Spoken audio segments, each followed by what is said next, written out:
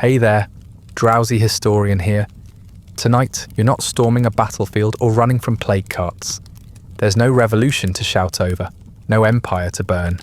No, tonight is quieter than that, slower, suffocating in its own domestic way. You're not dying in the streets, you're dying upstairs. Behind lace curtains, in a room that smells of rose water and dust. You are a Victorian invalid, which is to say, a polite burden. Your lungs ache, your fingers tremble, and somewhere downstairs your siblings are reminded not to make too much noise near your door. Before we slip into laudanum dreams, creaking floorboards, and the soft horror of being forgotten while alive, do me one small favour. Tell me where you're listening from, and what time it is there. I love knowing who's drifting off to these stories from around the world. And if you'd like early access to more of these quietly miserable trips through history, ad-free audio, the episodes, or just want to support the show, you'll find the Patreon link in the description. Now, lie back, get comfortable, maybe cover yourself with a weighted blanket for extra relaxation. I've linked my favourite one in the description. Let's begin. You are 17, sitting by the parlour window, needlepoint half finished in your lap.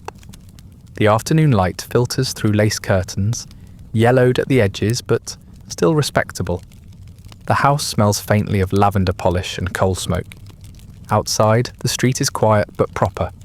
Milk cart passing, a dog yapping at its own echo, a child with clean stockings walking too fast for no reason at all. Inside, you shift your shoulders, prick your finger on the needle and cough. You've had this cough for days now.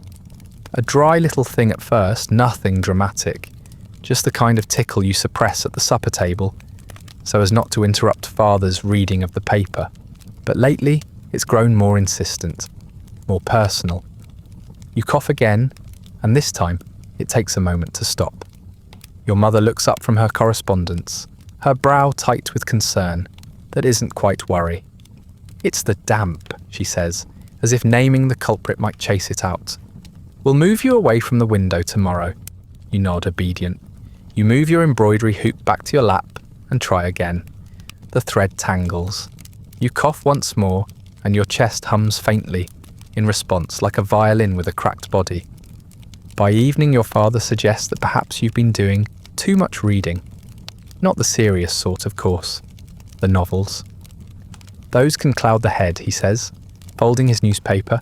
We'll have none of that until you're quite better, as if coughing were a punishment for romantic subplots and heroines with ideas. Your elder sister, Caroline, glances up from her piano practice with a smirk, and you wish you could disappear into the upholstery. The days pass with a rhythm more sluggish than before. The cough settles into your chest, like an old relative who won't leave. Some mornings it's worse, some afternoons it almost disappears. Almost. It's never quite gone. Your appetite dulls, but you force down boiled eggs and weak tea under mother's watchful eye. Keep your strength up, she says, buttering toast with the moral gravity of a bishop. And you try, you truly do, but each time you rise to fetch something or reach for a shawl, your vision swims and your heart flutters like a trapped bird. By the end of the week, a decision is made. Just until you're strong again, your mother says, smoothing the fringe on the foot of your bed. A few days of complete rest. Your room is prepared like a stage. Fresh linens, the good china teacup, a copy of Pilgrim's Progress placed carefully on the nightstand, as if the mere aesthetics of convalescence will cure you. You're told not to exert yourself, not to speak too much, not to worry. You lie down, stiff as the boards beneath you, and wonder how still one must be before stillness becomes a diagnosis. The doctor is summoned on Thursday. He's not new exactly. You've met him before at dinner parties and church picnics. A plump man with round spectacles and the kind of moustache that seems permanently damp. He arrives with a black bag, a quiet voice, and a complete lack of urgency. No fever, he murmurs after a brief examination. No rash. Pulse a touch delicate, but Nothing alarming. He asks a few vague questions about your temperament. Have you been sad lately? Overstimulated? Melancholic? Your mother answers for you, of course. She's always been sensitive, never quite robust like Caroline. The doctor nods, scribbles something into a notebook you're not allowed to read, and prescribes rest. And cod liver oil, and fewer novels. Give it a week, he says, as though recovery is a courtesy you can extend to your family if you just try hard enough. The first few days in bed feel like a holiday, a quiet sort of reprieve from the little obligations that otherwise stitch your days together. Buttoning gloves, mending hems, smiling at dull cousins. You are brought tea in the morning and broth in the evening. You are allowed to sleep whenever you wish. You write little notes to your sister, who delivers them to the kitchen with theatrical secrecy. Caroline laughs at your dramatics, but her laughter sounds like something belonging to another household now, distant, unmuffled by the thick air of your sick room. Soon you lose track of what day it is. The difference between Tuesday and Friday grows thin and unconvincing. The house continues without you, in the same way it continues without the butler on his day off, or the parlour rug when it's sent for cleaning. You are missed, but only in the way a misplaced sugar bowl is missed, noted briefly, then worked around. People visit you in twos, never alone. They bring flowers and anecdotes, both of which wilt by morning. You cough in the middle of a story, and they stop talking until it's done. After a week, the doctor returns. He spends less time examining you this time, and more time discussing you, with your mother, outside your door, where they think you can't hear. Still lingering, he says, as if you are the remains of a storm, or a strange odour that refuses to lift. Yes, your mother replies. She's very listless. Listless. That word clings to the hem of your blankets like damp. You wonder if it's a symptom or a verdict. Perhaps both. You ask if you may return to the drawing room, just for an hour, just to sit by the fire. The request is met with a tight smile and a pat on the hand, the way one might console a child asking to ride a real horse. You need rest, darling. The body must mend before the spirit can frolic. Frolic. You haven't done anything that could be mistaken for frolicking since last spring, when you nearly tripped over a goose in Kensington Gardens. The memory's so absurd you almost laugh. Almost. By now, your meals are brought on a tray. You are asked gently but firmly to keep to broth and boiled carrots. Your night clothes are aired and warmed before bed, a comfort that would be more touching if it weren't followed by such determined supervision. The maid lingers after delivering your chamber pot, tidying things that don't need tidying. You suspect she's been asked to report how many times you cough at night. Sometimes, you cough more just to spite her. It doesn't help. Your skin begins to feel thin. Not from illness, not exactly, but from too much touching, too much watching. Everyone has an opinion on your health now. The cook suggests honey in your tea. Your aunt swears by goose grease. Your cousin Henry, who once made you a daisy chain and now avoids your gaze, sends a letter recommending a tonic he read about in Punch. You have become a collaborative project, a group endeavour, a domestic riddle no one wants to solve too quickly in case the answer turns out to be unpalatable. One morning, you try to rise early. You pull on your robe and shuffle to the window to watch the milkman. The effort leaves you dizzy and breathless, and when your mother finds you minutes later, pale, trembling, clutching the curtains, she declares you unfit to stand. The decision is immediate. You'll remain in bed, she says, voice sharp with fear, masquerading as authority. Just for another week, she says it again, quieter. Just a week. But something in her eyes suggests even she no longer believes it. You're given new pillows and fewer books. The maid removes your slippers from under the bed and does not return them. You are to be kept warm, quiet, still. You are no longer temporarily unwell. You are recovering, a state with no fixed end and no clear beginning. The cough is still there, of course, dry, persistent, ordinary. But now it has become part of your identity, part of the room. part of what makes you you. You are confined to bed just for a week. That was what they said. But the week has ended, and you are still here, lying still, smiling politely, coughing into handkerchiefs. You are too polite to stain. And no one has mentioned when, or if, you will rise again. The doctor is back, and this time he's brought his theories. He doesn't say much at first, just performs his familiar rituals. Pulse, tongue, breath. He presses lightly on your chest and listens for signs of catastrophe, for the dreaded crackle of fluid in the lungs, or the dry rattle that signals something unspeakable. But all he hears is nothing, which is precisely the problem. You are not fevered, not rash-covered, not wasting away at a dramatic rate, no blood in your handkerchief, no sweating through the sheets, just that same faint cough, and a tired girl who keeps not getting better. He squints at you over the rims of his spectacles and hums. This hum is not encouraging. It is the sound of a man reaching for explanations that will not inconvenience him. When he speaks, it's with the tone of someone trying to sound gentle, though he is more interested in appearing learned. There's no sign of consumption, he says, as though that should cheer everyone up. The lungs are clear. It may be constitutional, perhaps a touch of nervous exhaustion. Melancholia, even. Your mother inhales sharply, her hand fluttering to her throat, as if the word melancholia might sprout wings and escape into polite society. Your father exhales slowly and looks at the window. The doctor, pleased to have stirred some mild alarm, continues. Women of a certain temperament often suffer in this way, especially at your age. It may be the menses, or too much reading, or too little fresh air. The female system is prone to disturbance, after all. You're still in the room.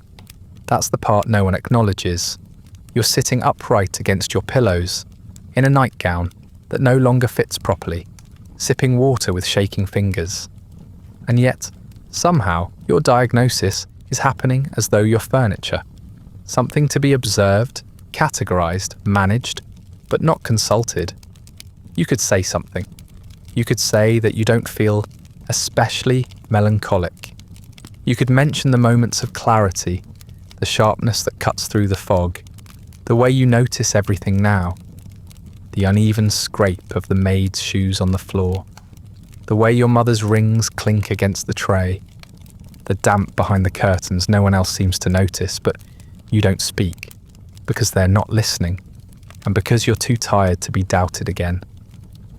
A few days later, a different doctor is invited, a second opinion, though no one calls it that. He is taller, more fashionably dressed, with a frock coat that smells of cigar smoke and bay rum. He glances at you briefly, asks 3 questions, and spends 20 minutes speaking with your father in the study.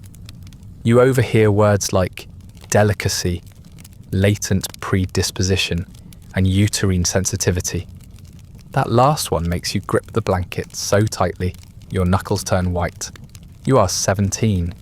You have never even kissed anyone, and yet your womb has become the centre of medical speculation.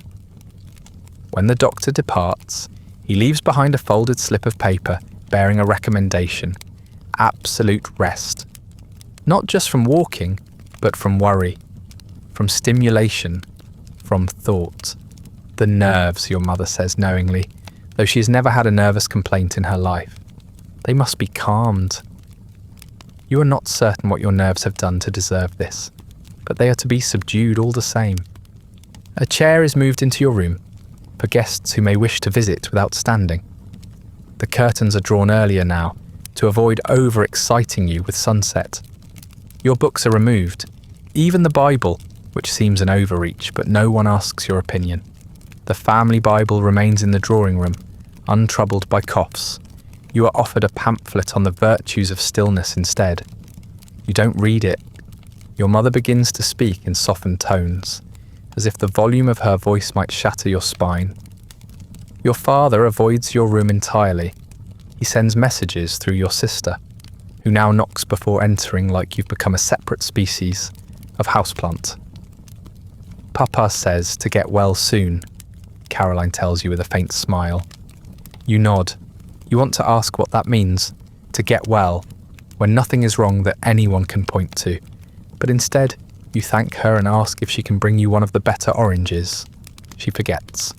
From time to time, you hear them talking in the hallway. They are never quite quiet enough. It's best not to upset her, your mother says. She's sensitive. Was she always this pale? Asks your aunt. She didn't used to tremble like that. It's so unfortunate, someone else murmurs, and right as she was becoming presentable. You assume that word means marriageable, though no one will say it directly anymore. The eligible gentlemen who used to call after Sunday service have stopped sending notes. One of them now leaves flowers for your sister instead. There is camphor in the air, always camphor, and eucalyptus, and lavender. They burn it in saucers on the fireplace hearth. They dab it on your temples when you complain of headaches. They tuck it into handkerchiefs and tell you to inhale deeply. It masks the smell of old soup and damp carpet, and the strange, stale smell that seems to rise from your own skin. You wonder if this is what dying slowly smells like. Not of rot or blood, but of herbs and water and regret. Sometimes, when the house is quiet and you cannot sleep, you recite things in your head. Snatches of poems you half remember. Psalm fragments. Your own name, over and over, just to prove you still know it. You imagine standing up, walking downstairs, sitting by the fire. You picture yourself laughing, not politely, but truly. And the image feels so distant, so fictional, that it leaves you breathless, as if it belongs to someone else entirely. No one tells you that you're dying. Of course not.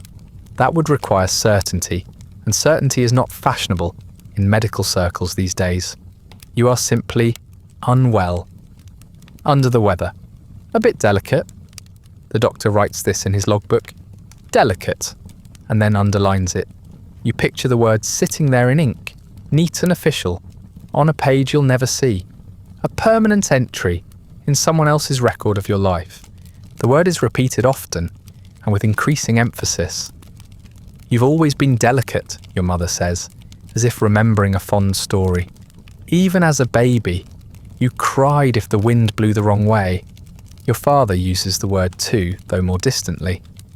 She's delicate, he says to a neighbour over the garden fence. The neighbour nods with polite horror, as though the very idea of delicacy might be contagious. Eventually, the word seeps into your skin. It becomes part of the furniture. You are not sick, because sickness would demand a remedy, or worse, a prognosis. You are delicate, which requires only care and silence. It is a diagnosis that never demands a cure, only patience and compliance and stillness. You are no longer a girl with a cough. You are not even a girl with a name half the time. You are our delicate one. Poor dear. The invalid. You are wrapped in woolen shawls and placed near the fire, even when your skin prickles with heat. You are spoken of in third person, while in the room. You are included in dinner plans, only as an excuse to lower the volume of the conversation. One evening, a new maid brings in your supper. She sets the tray down, looks you over with open curiosity, and says, "Are you the delicate one?" You nod. She shrugs, then walks out. You stare at the bowl of gruel in front of you. You have no appetite, but you eat it anyway, because that is what a delicate girl does. She does not make trouble. She does not object. She fades gracefully, if possible, and so it is decided, without ceremony, that you are officially delicate. The doctors agree. The household adjusts. The word is sewn into the rhythm of your days, stitched into every glance and sigh, and whispered instruction. You do not fight it. You do not even speak of it. You simply lie back, breathe shallowly, and learn how to exist without taking up space. You are now officially delicate, a word that will define the rest of your life. Your bedroom becomes your sick room, and then your entire world. At first, the change is subtle. a matter of tone, not architecture. The linens are freshened daily. The curtains, once opened at dawn and drawn again at dusk, now remain half closed, filtering sunlight through a haze of lace and dust. A pitcher of water is left on your nightstand each morning, as if hydration might somehow compensate for isolation. The sounds of the household reach you muffled, footsteps on the stairs, clinking china, a baby crying 3 doors down. Life continues, elsewhere. A small bell is added beside your bed, meant to summon the maid when needed. You're told not to use it unless it's important, though the parameters of that term are never clearly defined. You ring it once when your hands are trembling and the basin is out of reach. The maid arrives after 10 minutes, looking vaguely annoyed, and you do not ring it again. Instead, you learn to time your needs around others' convenience. You sip tepid tea that arrives half an hour too late. You listen for footsteps before you attempt to sit up, just in case you might need help and no one is there. The wallpaper begins to change, though no one else seems to notice. Once a cheerful pattern of small blue flowers, it now appears faded and vaguely stained, as if the room itself is becoming weary of your presence. You trace the petals with your eyes during the long afternoons, searching for some break in the pattern, some evidence that time has passed. You do not find any. The walls seem closer than they used to be, but you tell no one this. There is no polite way to admit that your world is shrinking. A single chair is kept in the corner, always turned slightly toward the bed, as if awaiting a visitor who rarely arrives.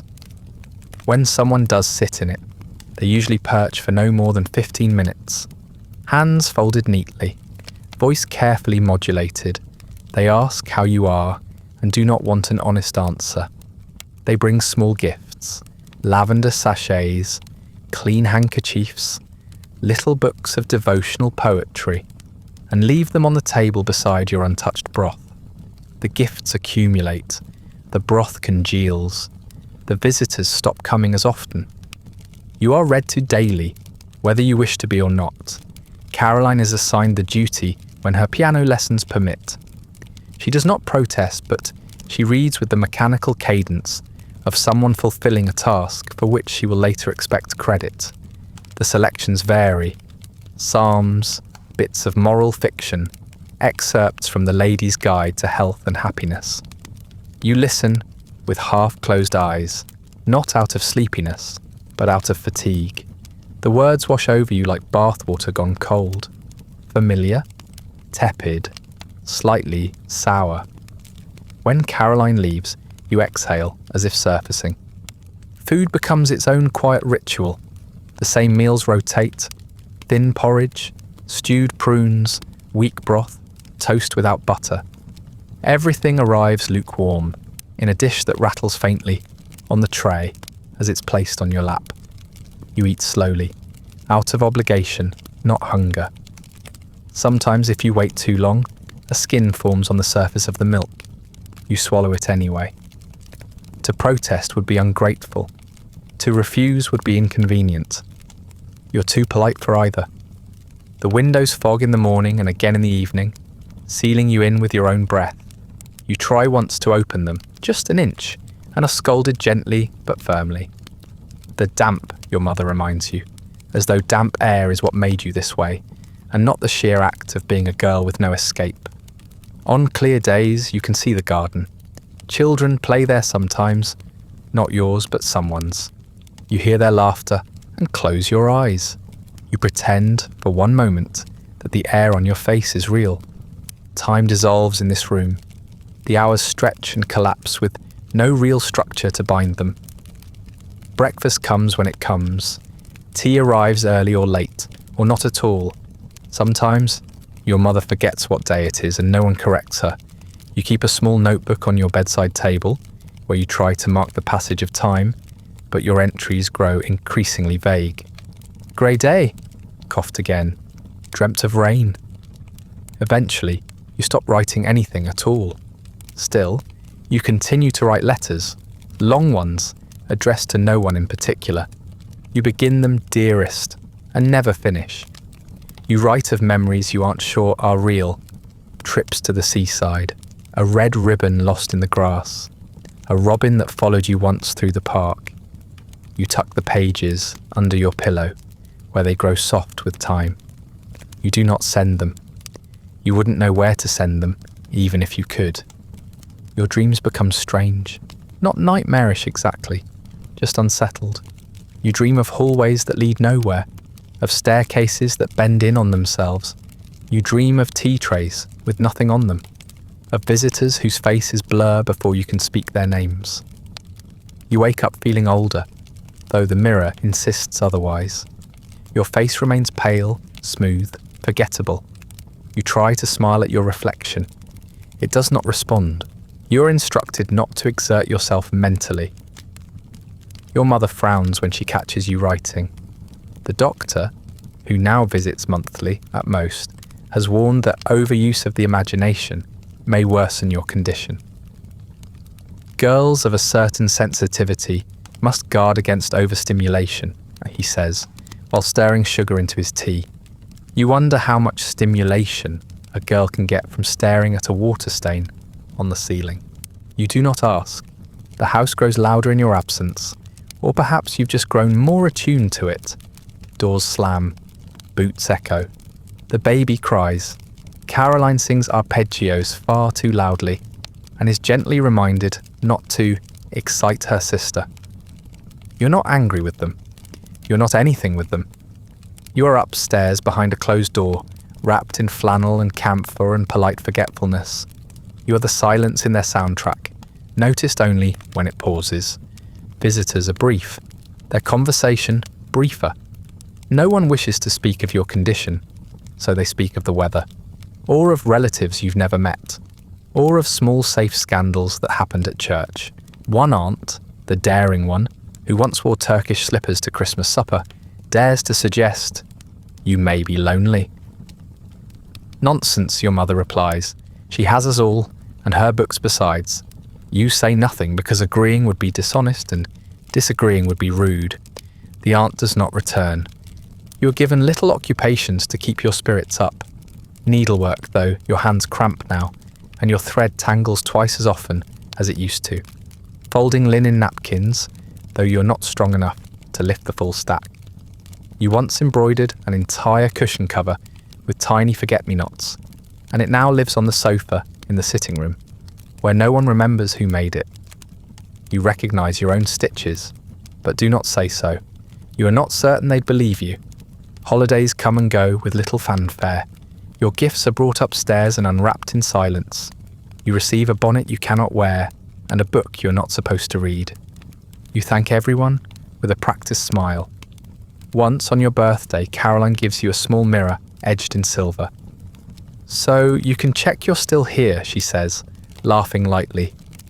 You hold the mirror for a long time after she leaves. You do not laugh. Sunday becomes your only marker of time, thanks to the hymns that drift upward from the parlour below. You try to hum along, but your voice breaks too easily. You begin to associate the sound of organ music with the passing of weeks, but even that rhythm slips eventually. One afternoon, you ask the maid whether it's Wednesday or Saturday, and she looks at you with a pitying smile. "It's Sunday, miss." You nod, mortified, and say nothing else. She brings your tea with extra sugar that day. You drink it without tasting it. You lose track of which day is which. The light in your room remains the same greyish hue regardless. Meals arrive at vague intervals. Visitors come, or don't. Letters are sent, but rarely to you. You are told not to worry, not to fret, not to think too much, and so you don't.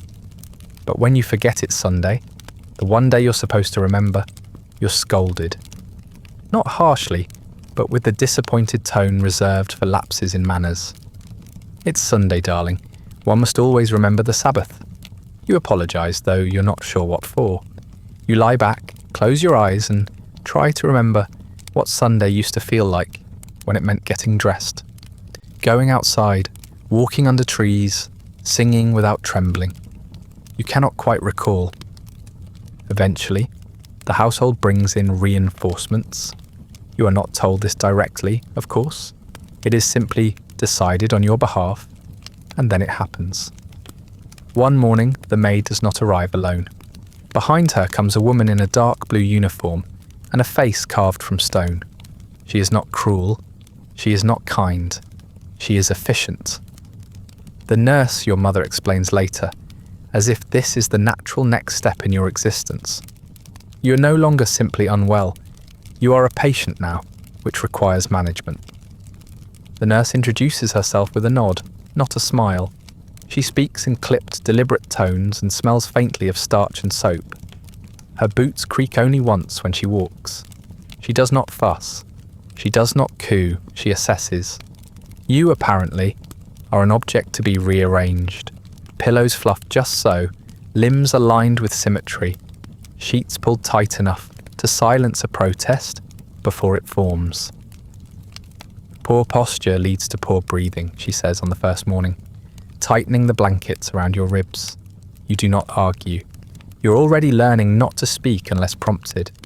With her arrival comes an entire arsenal of remedies, not just the gentle tisons and lukewarm poultices your mother favoured. No, this is something else entirely.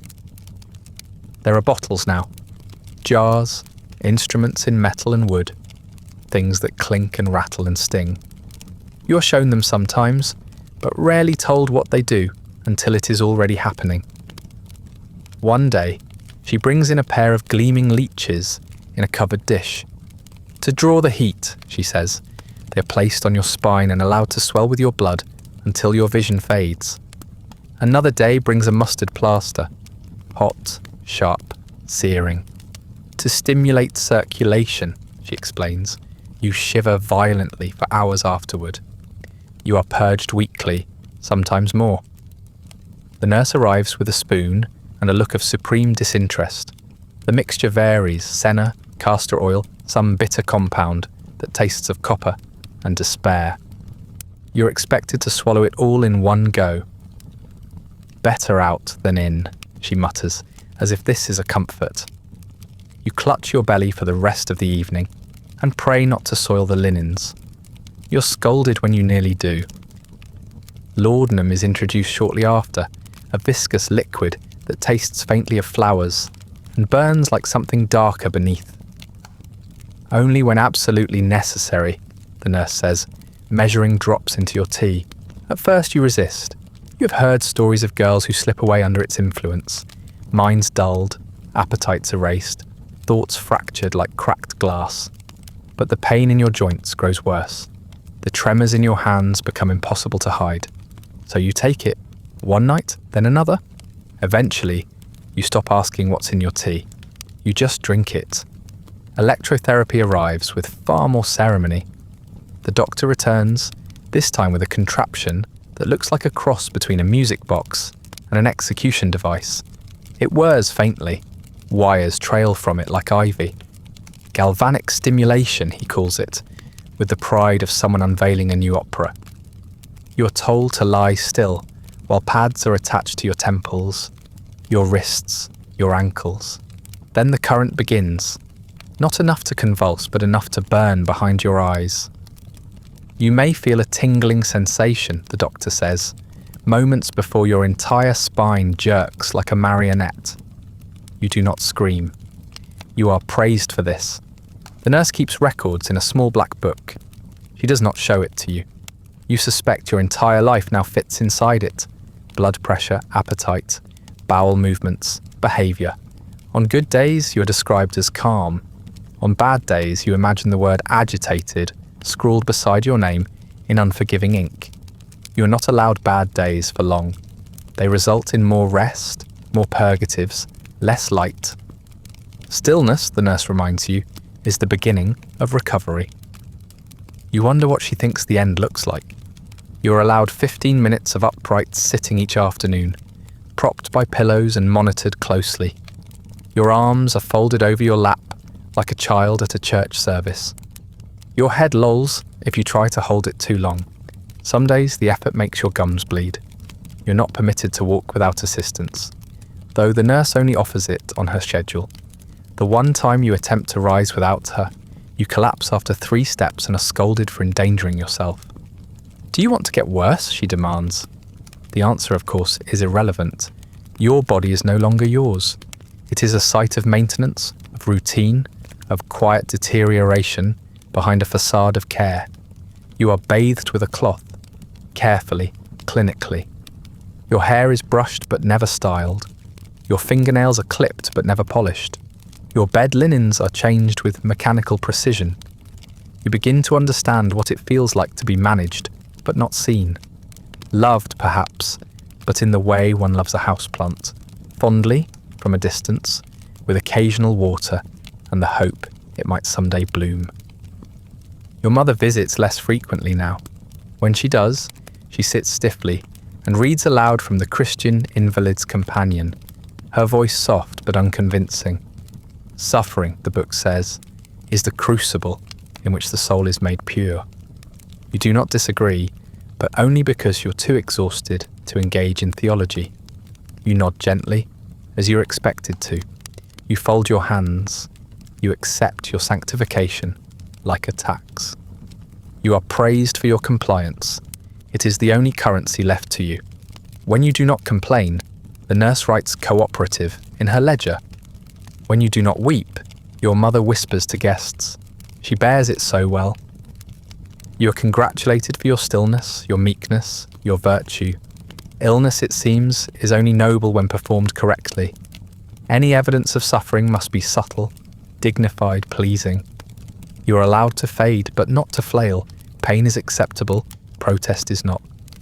One day, the nurse announces you've improved enough to be wheeled into the sunroom. The chair creaks beneath you. Your hands tremble with the effort of sitting upright for so long. But you are wheeled through the house like a doll on display.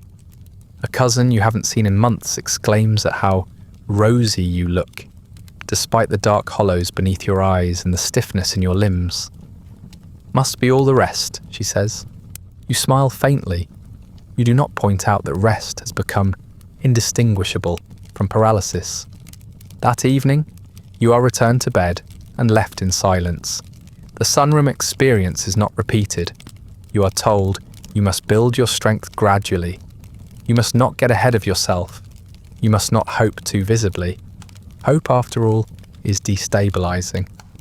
You are now accustomed to the rhythms of care, the morning examinations, the midday silence, the afternoon tea with its medicinal sediment. The nurse's routines are as familiar as your own breath. You can predict her footsteps by the floorboard creak. You know when she will fluff the pillows, when she will say, "Now then," before pouring something bitter. The routines do not comfort you, but they provide a structure, something to press against. And yet, when you lie awake at night, staring at the ceiling with its faint water stain, shaped like a broken wing, you wonder, not about death, not exactly, but about what it might mean to be well again, to walk downstairs without help, to eat what you choose, to exist without being observed. You imagine health like a garden you once visited as a child, filled with noise and colour and too much sun. You remember hating it at the time. Too loud, too crowded. Now it feels like a dream. You lie still as you've been taught and close your eyes. You imagine rising from bed, pulling on a shawl, walking to the window and opening it wide. You imagine the fresh air, sharp and honest, but the moment turns cold, brittle, because you're not sure what comes after that. You're not sure who you'd be without the illness. Without the nurse, the tonics, the routine, you've become fluent in this stillness. You've built your identity on absence. You lie still, wondering if being cured would even feel like freedom. Spring comes and the windows are opened, but not for you. The rest of the house breathes again. Dust is shaken from rugs. Winter drapes are drawn aside to let in the pale yellow light that always promises more warmth than it delivers. The nursery windows are flung wide, and you hear the sudden shocking laughter of children chasing each other down the corridor. Someone sings while polishing the stair rails. Someone else coughs behind a closed door, but it is the healthy kind of cough. Brief, indifferent, unimportant. Yours is not. In your room, the air remains filtered. The curtains are parted only slightly, and only on days when the nurse is in a charitable mood. You are warned not to sit too close to the draught. Even spring breezes carry chill, she says, and you nod, because your body is no longer considered qualified to make those decisions for itself. When the breeze does slip in that accidental way, all fresh air must now arrive. It stirs the corner of your blanket and lifts a strand of your hair, and you almost gasp at the feeling of it. The sensation is small, but undeniable. A world still happening, just out of reach. The garden has begun to bloom again. You can see it from your bed, if you angle the pillows properly. Crocuses first, then daffodils, then the slow climb of green across the hedgerows, like a living tide. You used to walk there on Sundays. Once you fainted beside the rose trellis and blamed the heat. Now you observe it all through layers, the glass of the window, the veil of lace, the gauze of your own detachment. You wonder if the flowers miss being picked. You wonder if they even notice. The people outside walk by with purpose. They carry baskets, umbrellas, urgent destinations. You do not envy them. You do not have the energy for envy, but you observe them the way a cat might watch birds from behind a pane of glass, with something that is not quite longing, but not far off either. They do not look up. They do not see you. And why would they? You are not part of the world anymore. You are a figure behind a curtain, a silhouette at best. Inside, your siblings grow up. Caroline has taken to wearing her hair pinned up and practices conversation in French with increasing fluency. She has begun sitting differently, not like a girl at rest, but like a woman being observed. Henry has acquired a new jacket and the self-importance that comes with turning 15. He no longer peeks into your room on his way to lessons. You hear their footsteps, their arguments, their music drifting upward. They are becoming people. You're becoming scenery. The household adapts around your absence with an efficiency that startles you. Your seat at the table is not left empty out of sentimentality. It is simply removed. Your linen napkin disappears from the sideboard. The library shelf that once held your favourite novels is reorganised.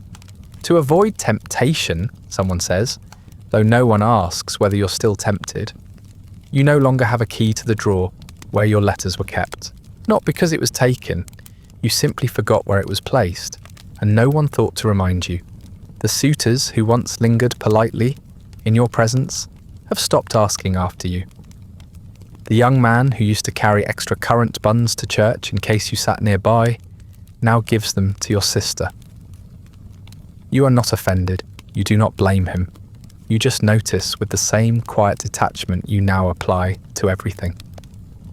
One afternoon, a visitor remarks on how lovely your sister is becoming.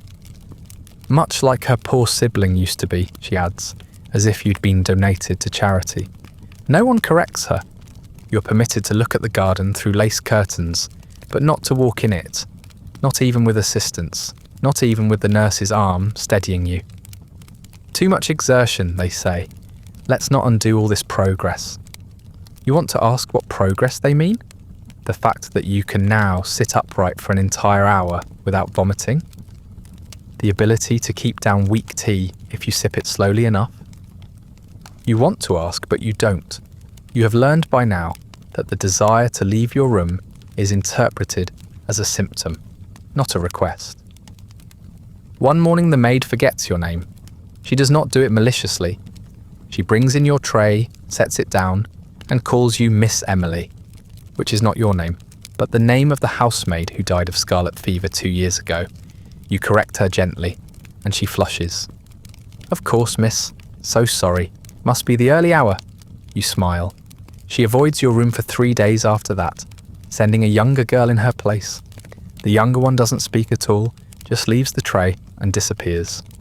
At supper that week, your cousin Alice visits from the countryside. You're not invited downstairs, of course, but you hear the laughter through the floorboards. Later, Caroline reports that Alice spoke of you kindly. When pressed, she adds, she said she remembered when you used to dance. You do not dance anymore? Your legs cannot hold your weight. Your breath shortens at the idea. You nod and thank Caroline for the message, though you feel the air leave your lungs just a little faster than usual. The word used hangs in the room for the rest of the day, like a curtain left drawn too long. Your father still won't visit your room. He sends his regards through your mother, sometimes through the nurse, occasionally through no one at all. When he passes in the hallway, you hear him pause outside your door, then keep walking. He coughs, often now, a dry, cracking sound. You wonder whether anyone is watching his chest rise and fall in the evenings, whether someone measures his breath and declares it manageable, whether he too is being observed for signs of decline. Your mother still comes, though less regularly. She always seems to be just returning from something. A garden party, a tea engagement, the dressmakers. Her cheeks are flushed with exertion, or powder, or both. She sits in the armchair, folded gloves in her lap, and says things like, "You're looking well today, even when you know you're not." She uses the word managing a great deal. "You're managing beautifully," she says once, after you endure a particularly violent episode of shaking. "I've always admired your fortitude."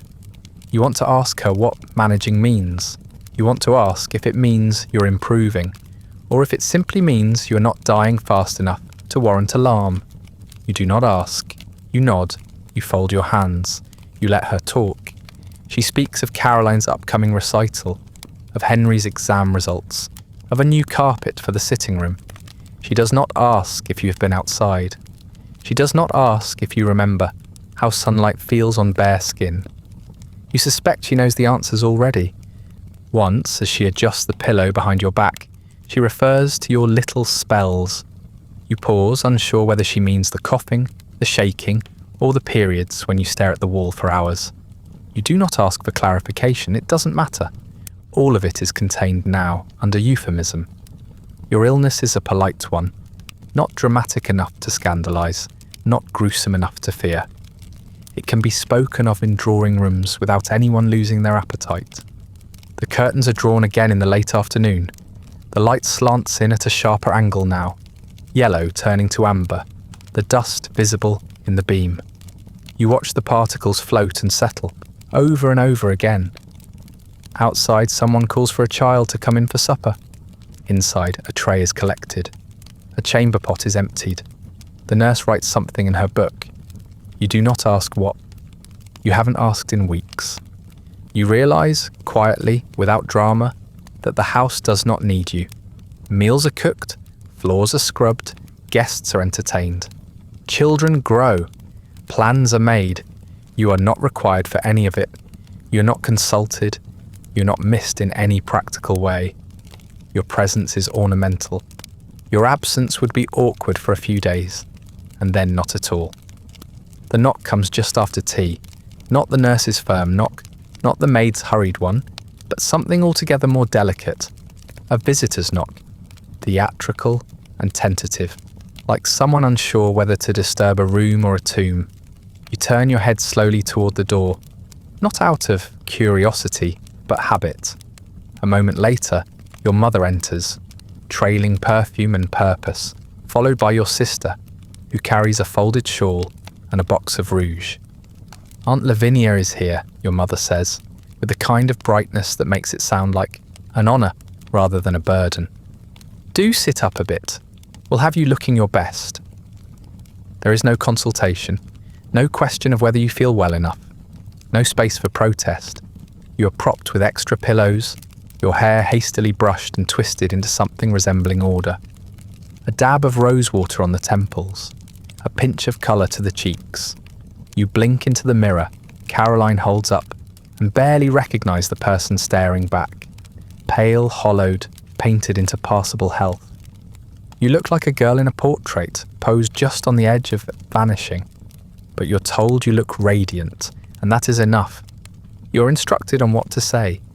Not with direct orders, that would be too crude, but with gentle suggestions masked as reminders.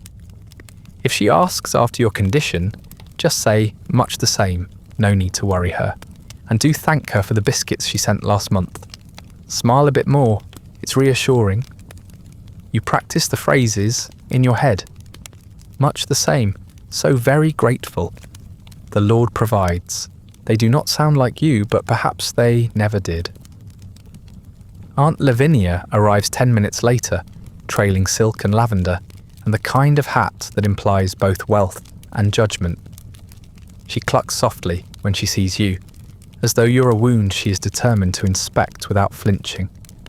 "My dear girl," she murmurs, drawing up the armchair with exaggerated care. "You look so brave." You smile and tilt your head slightly, a gesture that has been praised before for conveying grace without effort. You say your lines, much the same, so very grateful, the Lord provides. She presses your hand in hers, and for a moment you think she might cry, which would be mortifying for you both. The conversation is light. Weather, family news, a bit of harmless gossip about someone's scandalous decision to take up bicycling. You listen attentively, nod at the appropriate moments, offer one or two soft chuckles. Your throat tightens each time you attempt to speak, but you push through. After all, it is only for a few minutes, only until she leaves, only until the performance is complete. The nurse stands in the corner the entire time, silent, arms folded, watching with the solemnity of a stagehand, ensuring the scene goes smoothly. When the visit ends, your mother walks Aunt Levvenia back to the stairs, her voice full of quiet pride. She's such a trooper, isn't she? Never complains, always manages to smile. You hear the words as if through fog. They are not untrue, not exactly. You have smiled, you have not complained. But the effort has cost you something you cannot quite name. When the nurse returns to unpin your hair, you are trembling. Your hands are ice. You ask, very softly, for the basin, and then vomit into it with as much dignity as one can muster when retching in front of an audience. No one scolds you for this. In fact, your mother praises your resilience later that evening. "Such poise," she says, handing you a peppermint lozenge with something approaching affection. "It's a comfort, you know, to see you so composed. Others would be in hysterics." You nod the way one does when accepting an award. You are too tired to explain that your composure is not a triumph. It is an obligation. After that, there are more visitors. Not many and not frequently, but enough to require regular preparation. You are dressed and brushed and powdered into a version of yourself that is neither living nor entirely dead. The nurse adjusts the bedclothes for visual effect, placing your hands delicately over one another like a porcelain saint. "Presentation matters," she says once, while straightening the collar of your nightdress. "It puts people at ease." You are not sure what people she means. You are not sure why their ease is your responsibility. You begin to recognize the rhythm of these appearances, the way the room is arranged, the way conversation tiptoes around anything concrete. You understand now that your job is not to recover, but to reassure. You are a symbol of graceful suffering, a moral lesson in lace. The more you endure without complaint, the more admirable you become. No one asks if it hurts. No one wants that answer. They want to be inspired, not implicated. You start rehearsing in advance. You practice smiling when no one is watching, testing different levels of brightness in the mirror. You test phrases aloud, adjusting tone and cadence until they sound natural. You time your expressions for maximum effect. A small sigh after a particularly moving anecdote. A glance out the window during a lull in conversation. You are crafting a role, not for yourself, but for them. They need you to be this way. So you are. After each performance, you collapse inward. The pillows feel heavier, the air thicker. Your joints ache from being held so precisely. The rouge leaves a rash. The smile strains the muscles of your face in ways nothing else does. You tell yourself it is only temporary, just until the next visit, the next event, the next moment where you're expected to embody patience. But there is always another, and you're always expected to oblige. Your mother continues to speak glowingly of your courage. She writes to distant cousins about your unwavering faith. She refers to your quiet suffering as dignified and tells the dressmaker that your example has brought her closer to God. You hear her say these things and feel a peculiar mixture of pride and disconnection. Yes, you have been dignified. Yes, you have smiled, but you do not feel closer to God. You feel closer to Vanishing. Caroline brings you flowers after one particularly exhausting visit. She says she overheard Aunt Beatrice describing you as positively angelic. You laugh once, a sharp accidental sound that surprises you both. Don't, you say. Angels don't vomit into basins. Caroline does not respond. She leaves the flowers on your bedside table and exits quickly. You stare at them for hours. They wilt before you can thank her properly. Eventually, the nurse stops offering explanations. She simply enters, brushes your hair, smooths your gown, and announces that there will be a guest this afternoon. You no longer ask who. It does not matter. You know what they'll say, and you know what you'll say back. The script is well worn now. The pauses are predictable. The applause is implied. You begin to sense when the visitor is growing restless. You adjust your expressions accordingly, winding down like a musical box. You can see it in their posture, the way they lean forward as if to catch the nurse's eye, the polite repetition of a final compliment, the gradual withdrawal of emotional energy. You offer a parting smile, soft and bittersweet, something to linger in their memory without demanding anything of them. They always respond with warmth, with a gentle pat on the hand or a murmured blessing, and then they leave. The moment the door clicks shut, the smile slips from your face like a mask placed back in its velvet box. Your jaw aches from holding it so long. Your hands fall limp on the coverlet. The nurse returns to collect the chair, the flowers, the tray. She says nothing. Neither do you. The silence is companionable in its emptiness. You stare at the place where the visitor sat, wondering how many more will come, and how long you'll have to keep smiling for them. You wake to find your hair thinning on the pillow. It isn't dramatic, not clumps or handfuls, not yet, but a dusting of strands that leaves your scalp tingling with exposure. At first, you think it's just the light playing tricks, the way morning sunlight always softens and distorts. But when you raise a trembling hand to smooth your fringe, your fingertips come away with evidence. Pale, fine, and undeniably yours. You brush it away before the nurse notices. She'd only say it's normal. Everything is normal now. Your health deteriorates slowly and worse acceptably. The kind of decline that doesn't alarm anyone because it confirms their expectations. Your skin grows thin and dry, flaking beneath your nightgown like powdered sugar on stale bread. The bones in your fingers begin to curl inward, quietly, as if shy. They ache in the mornings and swell in the afternoons. You can no longer thread a needle. You do not ask for new ones. Bed sores begin as discomfort, a tenderness in the hips and lower back, but within weeks the skin begins to break. Small wounds at first kept hidden beneath the sheets. When the nurse notices, she says nothing beyond a perfunctory, "Must keep you turned more often." She dabs vinegar onto the raw places, muttering something about circulation. It stings. You say nothing. You try not to move at all. Your hearing begins to fade next. First the high notes, birdsong outside the window, the rustle of leaves, the finer notes of Caroline's piano scales. Then the middle range, the gentle click of china being set on a tray, the distant murmur of conversation, 2 rooms away. You begin to feel as though you're underwater, not drowning exactly, but suspended in muffled silence. Your name is said more often now, but rarely to your face. You can see their lips move, and guess what they mean. It doesn't matter. The words are always the same. The nurse adjusts her habits to account for your weakening state. She speaks louder when necessary, but not kinder. The spoons get smaller. The bandages more frequent. Your sheets are changed more often. but only because you've begun to sweat at odd hours, not from fever, but from the sheer labour of existing. You sometimes wake soaked and shivering, only to be told your pulse is steady, and therefore nothing is wrong. Your body, you come to understand, is decaying politely. You're falling apart in a way that does not offend.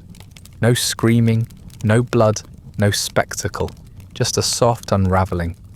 Your teeth ache but do not loosen. Your ribs press outward with growing insistence, but do not crack. You are declining the way a well-bred girl is meant to decline, with minimal fuss and maximum gratitude. And for this, you are rewarded with murmured praise. She never complains, your mother says to a visiting cousin. Such admirable composure. The cousin nods solemnly, glancing in your direction, like one might glance at a statue in a chapel. Silence becomes your greatest virtue. The less you speak, the more impressive you seem. Your faint smiles are interpreted as grace. Your stillness, once a sign of discipline, is now considered angelic. No one remembers that it was born from pain. You try once to say that your hip has begun to throb so sharply at night that you cry without making a sound. But the moment passes. The words do not form. You choose instead to say, much the same, when asked, and the nurse nods in satisfaction. You watch Caroline rise in the household ranks. She pours tea at supper. She handles correspondence. She wears your necklace now, the one with the garnet you received on your 15th birthday. And though she does not mention it, you see it flash against her throat when she leans over to fluff your pillows. She is not unkind. She is simply practical. You do not resent her. You're not sure you can resent anything anymore. That would require the energy of protest, and your body has long since filed that under extraneous. There are moments late at night when you feel the shape of yourself beginning to change. Not physically, not just that, but conceptually. You are no longer a person with desires, opinions, questions. You're becoming something else. A presence, a mood, a cautionary tale. People speak around you rather than to you, as if addressing the ghost of your younger self, still believed to be lingering in the room.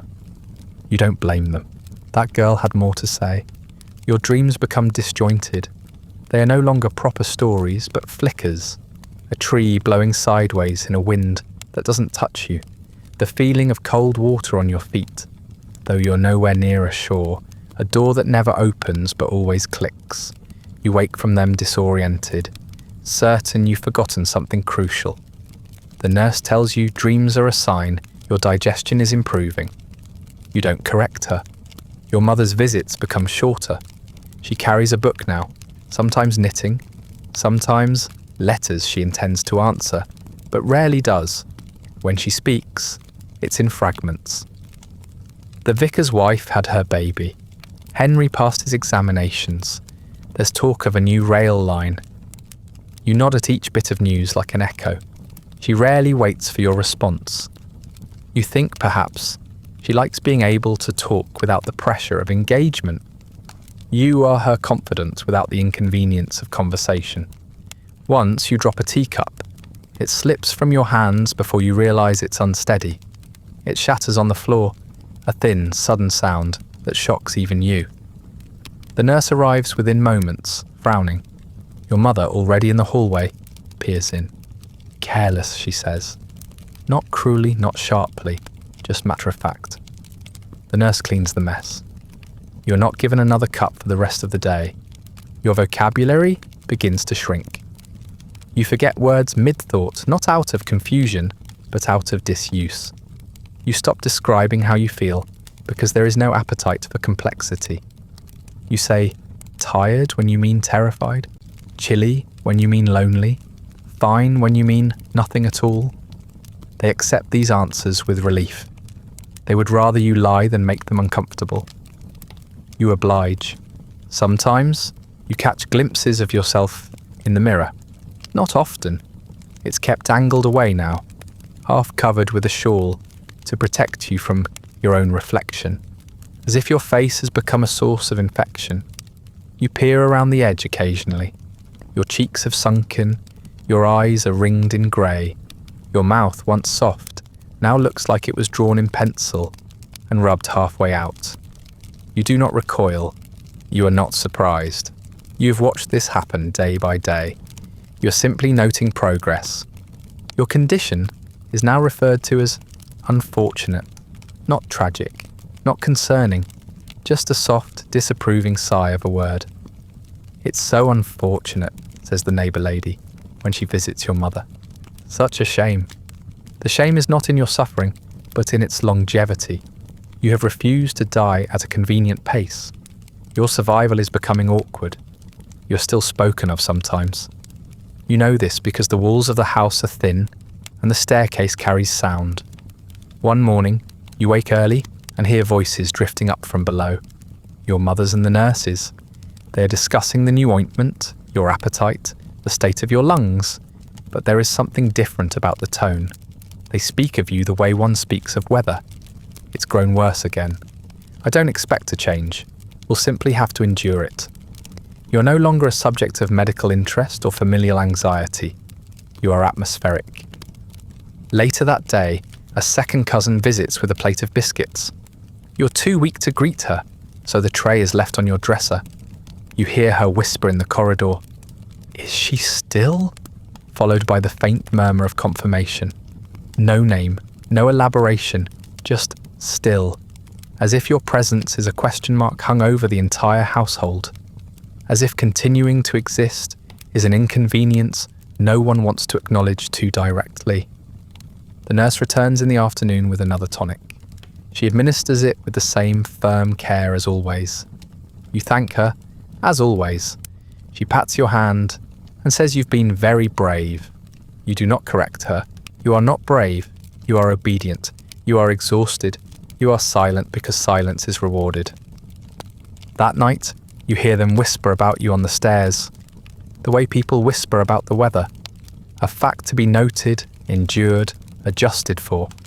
Not urgent, not pressing, just the background hum of something unpleasant that cannot be helped.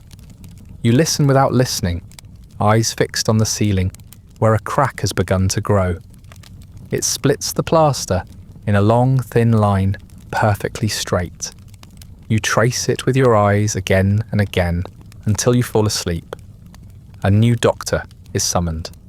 You hear of his impending visit 2 days before it happens, in that quiet, ceremonial tone usually reserved for unwrapping inherited jewellery or announcing a funeral date. He is young, you're told, and clever, a rising star in the medical community. Your mother speaks of him with reverence. Your father simply nods.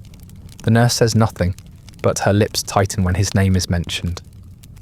You wonder, not for the first time, whether anyone plans to ask your opinion. They do not. He arrives on a Wednesday, sharp with purpose and smelling of lavender oil and fresh starch. His boots shine. His eyes dart.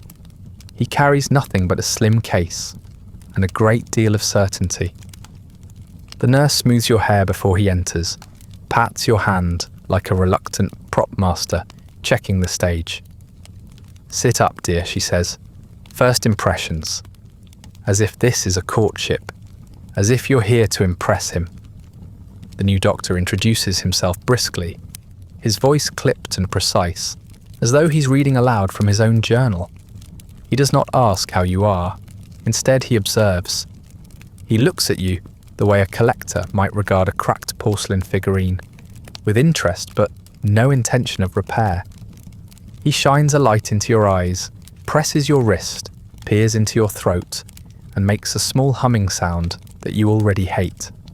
When he speaks again, it is not to you, but to your mother and the nurse, who hover just behind the door, like members of a jury deliberating before a sentence is passed. "Not physiological," he says. "No active disease." You hear the words through a haze, your ears are ringing again, not badly, but enough to make conversation feel like something happening through water. "We're dealing with emotional fatigue," he continues. "A mental withdrawal. Classic case. She's internalized her role and now cannot re-emerge from it. Very common in women of her disposition. You are not addressed. You're not asked what your role is, nor whether it was yours to begin with. Instead, the new doctor flips open a small notebook and begins a monologue on the nature of feminine psychology. He uses the word hysteria with clinical ease, as though describing rainfall. The nurse nods occasionally. Your mother glances at you once and then away. She's always been sensitive, she offers. The doctor nods approvingly, as if that clinches it. Your treatment plan is revised. The word treatment is generous. You're to remain in bed, no surprise there, but now with greater intensity. No books, no conversation, no music, no visitors. Stimulation must be minimized, the doctor says, adjusting his cufflinks. She needs rest in the truest sense. You are to eat only what is brought to you, when it is brought to you. You are to speak only when spoken to. Your thoughts are no longer considered part of the healing process. The nurse is given new authority. She carries out her orders with a kind of dutiful resignation, like someone following a map she doesn't entirely believe in, but has no authority to question. On the first morning of your new regimen, she removes your writing materials, your notebook, your pen, even the scraps of paper you used to fold into meaningless shapes when your fingers needed something to do. You protest weakly. Doctor's orders, she says, without meeting your eyes. The next day, your books are taken. Not just the ones beside your bed, but the ones tucked away in drawers, hidden under the mattress, even the Bible. Reading stirs the imagination, the nurse says, and the imagination stirs unrest. You are given nothing in return. Your thoughts must now remain inside your head, unexamined and unspoken. The silence becomes a second body in the room. It presses down on you, fills the corners, soaks into your skin like a damp fog. No one chats idly anymore. The maid leaves your meals without speaking. Your mother sends fewer messages. Even the nurse, once inclined to mutter and hum, has adopted a solemn quiet. You are surrounded by people, and yet entirely alone. It is not rest, it is exile. On the fourth day, your stomach turns from the gruel. You ask, carefully, politely, if you might have toast instead. The nurse frowns. We're not changing the plan, she says. You must learn to accept what's best for you. You do not eat that day, or the next. On the third day, the doctor visits again. He asks no questions. He does not address your silence. He notes your weight loss and prescribes warm milk with molasses. Reinforcement through routine, he says to the nurse. Then adds, do not indulge her protests. From that day forward, food is withheld if you speak out of turn. If you ask for anything, question anything, or even gesture toward discomfort, your next meal is delayed. It is not called punishment. It is called reinforcement. It's for your benefit, the nurse reminds you, as she removes a tray you hadn't realized was meant for you. You must learn to surrender. You learn to nod instead of speak. You smile faintly when your name is said, even if no further words follow.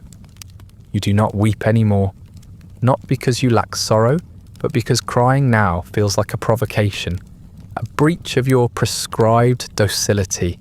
You breathe quietly, you lie still, you listen to the creak of the floorboards overhead and pretend you're elsewhere. It does not help, but at least it passes the time. You begin to hallucinate mildly. At first just flickers, a shadow in the corner that isn't there, a voice saying your name when no one is near. Then dreams that do not leave when you wake. You see your sister in the mirror, though she's not visited in days. You hear music when the windows are shut. You mention this once to the nurse, who notes it without expression. Mental agitation, she says. Quite typical. It will fade with obedience. Your dreams grow darker. You're always locked in something. A room, a box, a carriage that never stops moving. You hear footsteps and cannot turn. You scream, but the sound is soft. as though someone else is dreaming it for you. You wake with your hands clenched around the edge of the blanket. The nurse finds new scratches on your palms and wraps them without comment. The weeks pass in measured increments, not days or nights, but trays and doses, and the scraping of bowls against porcelain. You are occasionally spoken of, but not spoken to. Your mother now refers to you as resting peacefully. The doctor notes your reduced resistance. The nurse praises your compliance. No one asks what it feels like to lie motionless for 12 hours, staring at a crack in the plaster until it begins to pulse. The tonics begin arriving in brown glass bottles with gold lettering, their labels curling slightly with age and damp. They line the windowsill, catching what little light filters through the curtains, each one promising relief in a voice more elegant than sincere. Elixir of vital essence, soothing syrup for female troubles. Nerve tonic, gentle yet effective. You are not asked whether you want them. They are simply presented, on trays in measured spoons, folded into your tea without mention. The nurse handles the bottles like relics, as though their contents are sacred and their application unquestionable. You are told the new regimen will be easier on you, that it will restore calm and encourage passivity. You are not sure how much calmer you could possibly be, lying motionless in a bed you no longer feel fully connected to. But the tonics arrive anyway, each with its own taste. Bitter, syrupy, metallic, floral, sharp. One burns your throat, another numbs your tongue. They say this means it's working. Your first taste of laudanum is hidden in a spoonful of honey. You recognise the flavour beneath, something dense and perfumed, like flowers pressed under stone. Within half an hour, your limbs feel warm and far away. The pain in your back dulls to a hum. The thoughts in your head slow, stretch, then fade. You sleep for 12 hours. When you wake, the nurse praises your progress. You're very peaceful now, she says. That's what we like to see. From then on, you're given doses more regularly, sometimes mixed into broth, sometimes into milk, sometimes just handed over in the same small glass used to serve sherry at Christmas. You stop asking what is in each one. The nurse tells you only what she must. This one's for your nerves. This will settle your stomach. This will help you rest. You drink them all because it's expected, because resistance now feels not just futile, but rude. There are others, bitter green tinctures with names you can't pronounce, alcohol-laced cordials disguised as fortifiers, something called pink solution that tastes like old carnations and makes your vision blur. One label claims to contain arsenic. Diluted, of course, carefully calibrated, entirely safe. Modern medicine, the nurse assures you, a marvel of our time. You believe her, or at least you don't care enough to disagree. The effects accumulate. Your body, once a cage, becomes fog. Your mind dulls at the edges. Thoughts trail off midstream and disappear like smoke through floorboards. You speak less, but not out of obedience this time. It's simply harder to remember what you are trying to say. You forget what day it is. You forget your middle name. When asked whether you've eaten, you say yes, even if you haven't. It seems easier. Your dreams become strange, not frightening exactly, just distorted. Rooms bend in impossible angles. People from your past appear wearing masks they never owned. You dream of walking through the garden barefoot, but the soil is wet ink, and each step blots your footprints into illegibility. You once see Caroline in the corridor outside your door, her gown made entirely of feathers, her mouth opening and closing silently like a fish. You wake before she speaks. You see your dead aunt in the mirror, not as a shadow or suggestion, but as a full presence, seated behind you, combing your hair with deliberate strokes. You feel the pull, gentle and precise. When you turn around, the chair is empty. You try to mention it to the nurse, but she waves a hand and says it's the fever. You've been a bit warm lately, she says, placing a hand on your brow. You aren't sure you've ever felt colder. After that, you stop mentioning things. You don't speak of the faces at the window or the way the wallpaper sometimes shifts when you aren't looking. You don't speak of the moments when your own hand feels like someone else's, too long, too pale, trembling in unfamiliar rhythms. You smile when prompted, you nod when addressed. You are the model patient, now more sedated than sick. The nurse begins referring to your quietness as progress.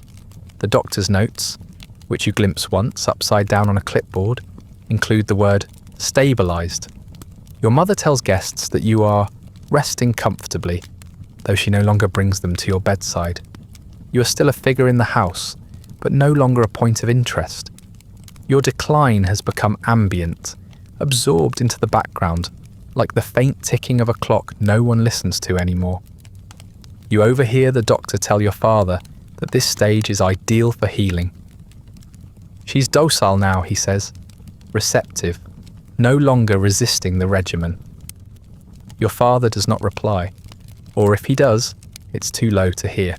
You imagine him nodding. As always, the nurse offers you another spoonful of something colourless. You open your mouth without being asked. Time becomes difficult to track. You rely on the sounds outside your window. Birds at dawn, distant carriage wheels, the tolling of bells you no longer associate with specific hours. Seasons shift without ceremony. You can tell it's late summer only because the air tastes like wilted roses and your sheets are changed less frequently.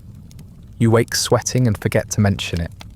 You begin to feel as though your thoughts are not your own, but borrowed from someone who once read a great deal and has now forgotten how to care. You remember poems in fragments, but not the names of the authors. You forget the exact shade of your sister's eyes. You forget what your handwriting looks like. You forget the last time you asked for anything of your own accord. Once you try not taking the tonic, just once. You hide the glass under your coverlet until the nurse leaves. You pour it into the basin. It leaves a pink smear behind. The next day, your hands shake so badly you can't lift your spoon. The nurse frowns. You're regressing, she says. That won't do. She doubles the evening dose. You take it without protest. You no longer recognise the names of the bottles on your shelf. They multiply, replace one another, vanish without warning. The nurse rotates them like seasons, never explaining why. You do not ask. You do not even look. Your mouth opens when it must. You swallow what you're given. You let the weight of it settle into your chest, like damp wool. You sleep. You forget. You drift. You do not dream of escape. You no longer possess that sort of imagination. You dream, if at all, of corridors that go nowhere, of doors that open into the same room again and again. You dream of taking off your own skin like a gown that's gone out of style. No one notices. No one objects. In the dream, you are lighter, but when you wake, you are heavier than ever. The nurse comments on your pallor, but only in passing. Ghostly, she says once, almost fondly, but steady. Your mother brings you a violet ribbon to cheer up your nightgown. You thank her. You are not sure what colour violets are anymore, but you do not mention it. You press the ribbon to your chest and fall asleep with it in your hand. When you wake, it is gone. You come to accept that your body is not a body, but a collection of symptoms, managed, diluted, softened into obedience. The tonics continue. The labels peel. You forget to care. You forget to ask. You forget that you once had questions. You forget that your silence was ever anything but expected. You drink what you're given. You stop asking what it is. A portrait is commissioned of the whole family. Not a painting, but one of those new photographic cartes de visite. Stiff, formal, endlessly reproducible. The photographer arrives with a folding screen and 2 collapsible chairs, smelling of cigar ash and talcum powder. He wears gloves while adjusting the lens. You are informed of the portrait the day before, not with excitement, but with obligation. We thought it would be nice to have you included, your mother says, smoothing the bed covers. Just for posterity. You are bathed early that morning, scrubbed more thoroughly than usual, your hair parted and combed, until it sits like wet paper against your scalp. A nurse helps you into a fresh nightgown, then into the wheeled chair you now occupy when summoned. It is not your own chair, but one borrowed from a neighbouring household, the kind used for elderly aunts and guests who faint too easily. You are settled into it with a pillow behind your back and a shawl tucked neatly around your knees. Dignified, the nurse says, standing back to assess her work. Quite presentable. The family's arranged in a semicircle.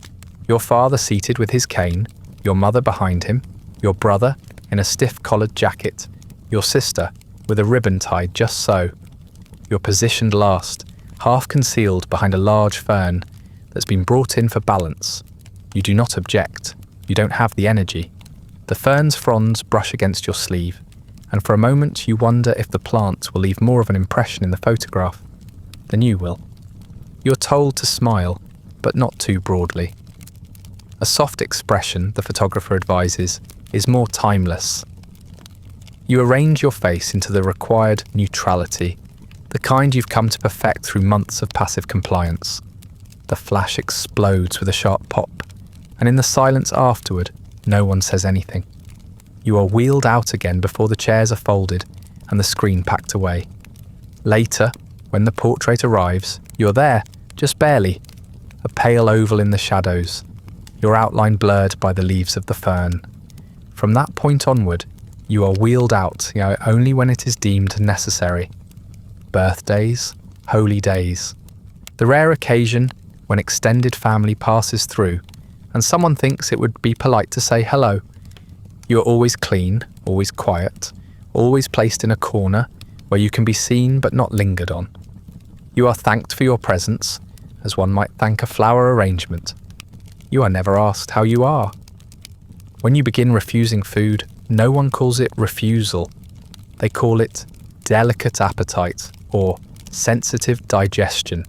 Your trays return half full, then 3/4, then untouched.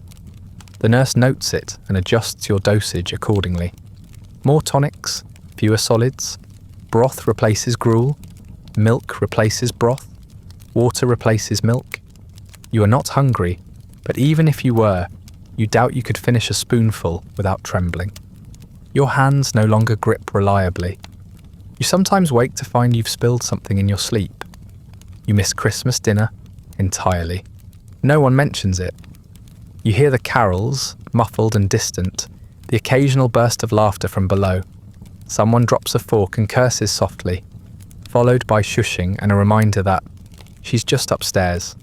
You fall asleep to the sound of a hymn you once knew by heart, and wake the next morning with nothing but a wilted sprig of holly tucked beside your pillow. You do not ask who left it. Your name disappears from correspondence. At first it's subtle, a postcard from a cousin addressed only to the family, an invitation from the vicar that lists everyone but you. Then more direct omissions.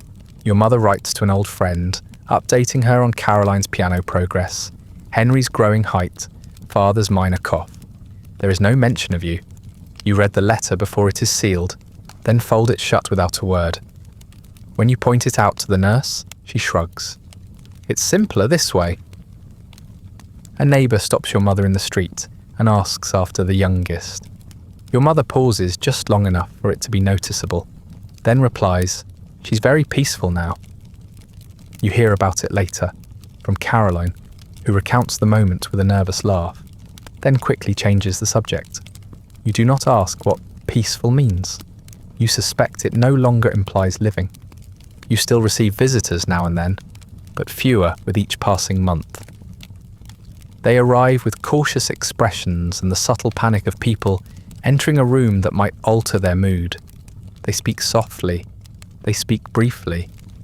They bring gifts you cannot use, ribbons, lemon drops, small books whose pages you cannot turn.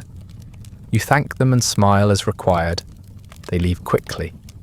You are told afterward that you made a good impression. Sometimes you're included in plans. "We'll have her downstairs for tea on Sunday," someone says, though Sunday arrives and no one appears.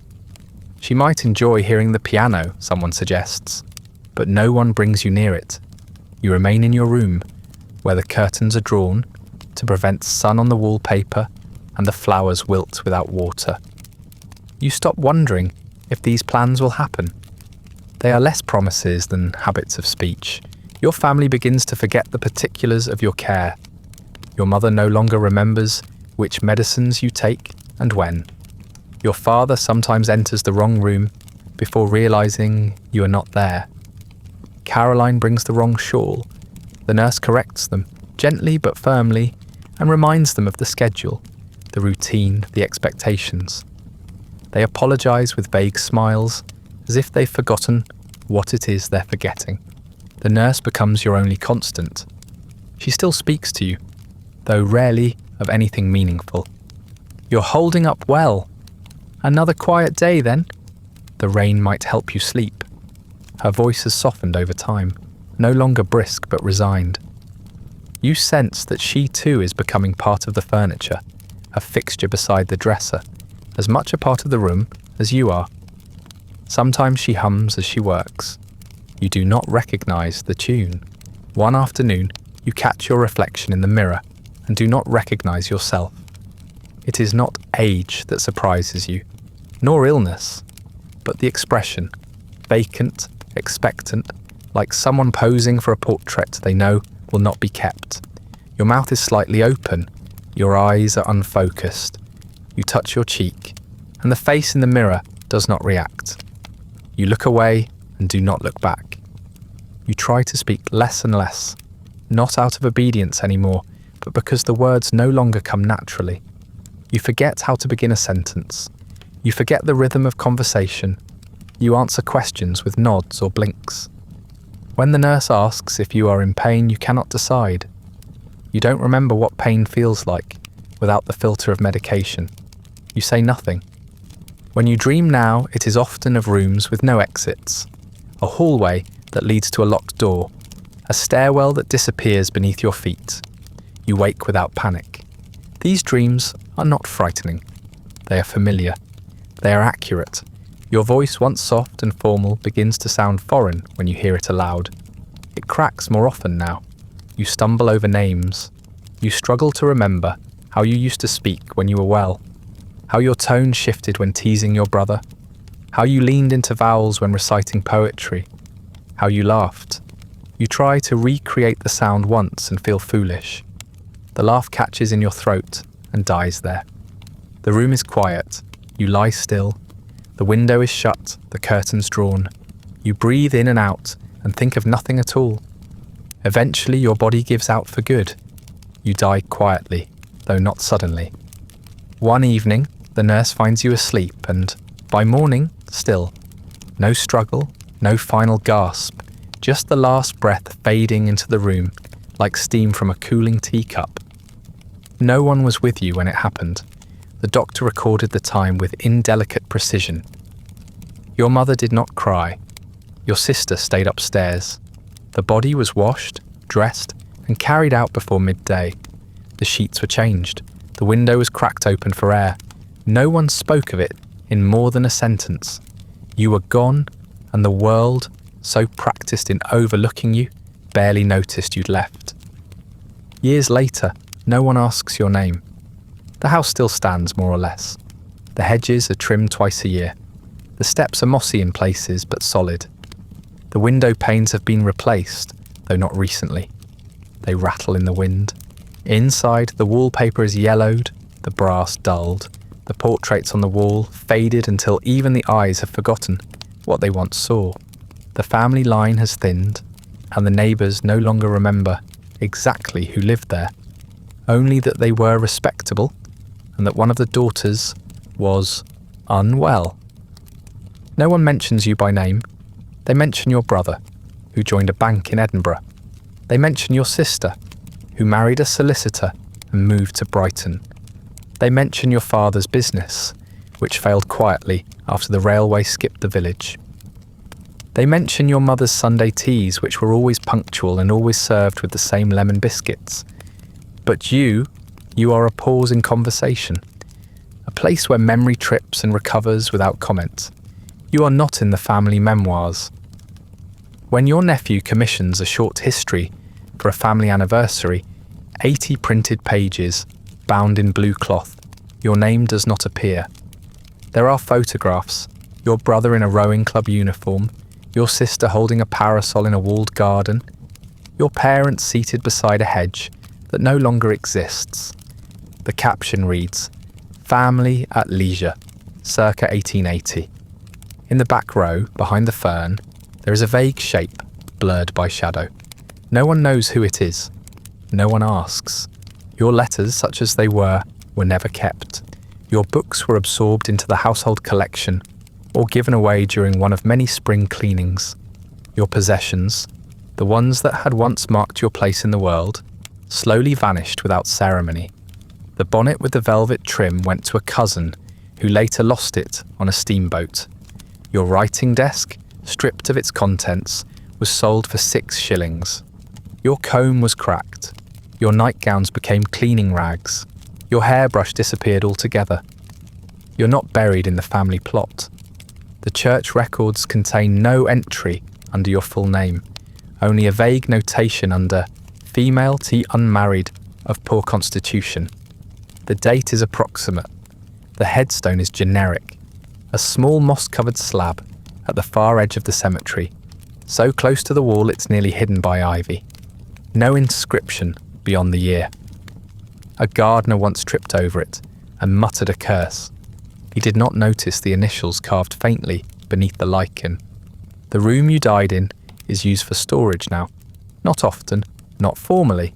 It's the sort of room no one thinks about until they need somewhere to put a box of things they haven't the heart to sort.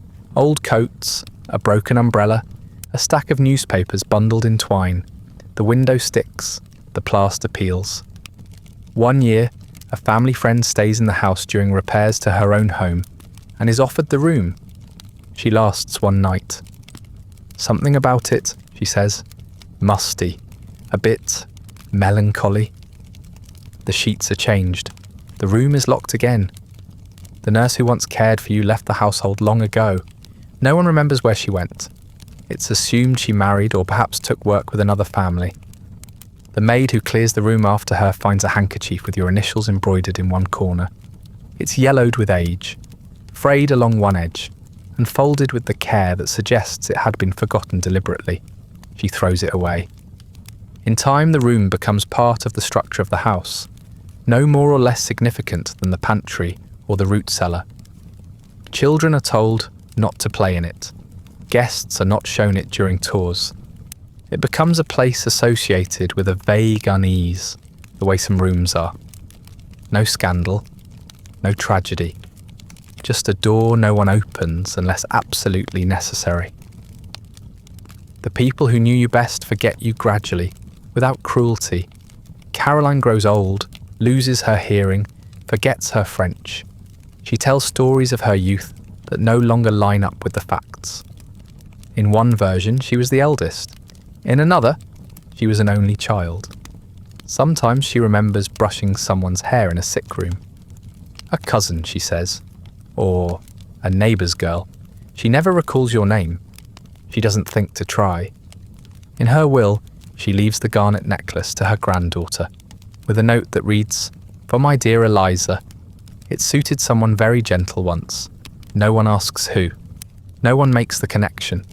The necklace is admired for its old-fashioned setting and worn to a garden party the following spring. It glints in the sun. It catches no one's eye. Occasionally, an old family friend will pause in the hallway while visiting and frown at a spot on the wall. Didn't someone used to sleep here, they ask. There was a girl, wasn't there? Your mother's name is mentioned. Then your father's. Then your brother's exploits, which are far more amusing. The moment passes. The memory folds itself away. You are no longer mourned, not because you are unloved, but because grief has no place to settle. You left no scandal, no legacy, no great act to anchor the sorrow. You were not cruel, not famous, not sudden in your absence. You slipped away in stages. You were forgotten in the middle, not remembered with the others, not buried in a story that could be repeated with pride or pity. Just a quiet subtraction. A name left off a list. A photograph without a caption. In the years that follow, the house is sold twice, then rented. The upstairs floors creak more than they used to. The wallpaper peels more quickly. The new tenants repaint the room in pale green and use it as a sewing room. Later, it becomes a nursery. A little girl plays near the window and finds something wedged in the floorboards. A button, old and mother of pearl, barely noticeable. She shows it to her mother, who shrugs and tosses it away. The girl forgets it by supper. You are not in the photographs passed down to grandchildren. You are not mentioned in the family tree sketched on yellowing paper. You are not remembered by the piano you once listened to from upstairs. It is sold for parts and replaced with a gramophone. You are not spoken of in hushed tones or loving ones. You are not spoken of at all, but you were there. You opened your eyes each morning to a ceiling that cracked and sagged above you. You listened to the wind rattle the windows, and the nurse rattle her tray, and the church bell echo across fields you could no longer see. You bore the silence. You swallowed the tonics. You smiled when told. You coughed until your ribs ached. You wrote letters no one read, and dreamed dreams you couldn't describe. You faded politely. You knew the Queen's name, the new hymn tune, the scent of the roses before the mildew set in. You knew that the chamber pot cracked in winter, that the wall behind the wardrobe always stayed damp, that the lace curtains tore more easily when the light came through from the left. You knew all of it. You remember, even if no one else does. And now you're part of the furniture, the quiet shadow in the linen, the warped board beneath the bed, the cold spot by the window. You're no longer a daughter or a sister or a patient. You are a hollow, a faint impression, the shape someone makes before they vanish, the gentle weight of someone who is not quite gone. Now you are part of the silence. That brings us to the end of tonight's story. Not a tale of battles or crowns, but of one quiet life erased by lace, silence, and good intentions. A girl who did everything right and still disappeared. If you'd like early access to more of these quiet, unravelling histories, ad-free audio of the episodes, or just want to support the show, there's a link to the Patreon in the description. Feel free to like, subscribe, or leave a comment with other historical topics you'd like to see explored. If you're listening on a podcast app, a rating or review helps more people find their way to these stories. And special thanks to the supporters who make this show possible, including our chroniclers, Andrew S. and Rich Davis. Sleep well.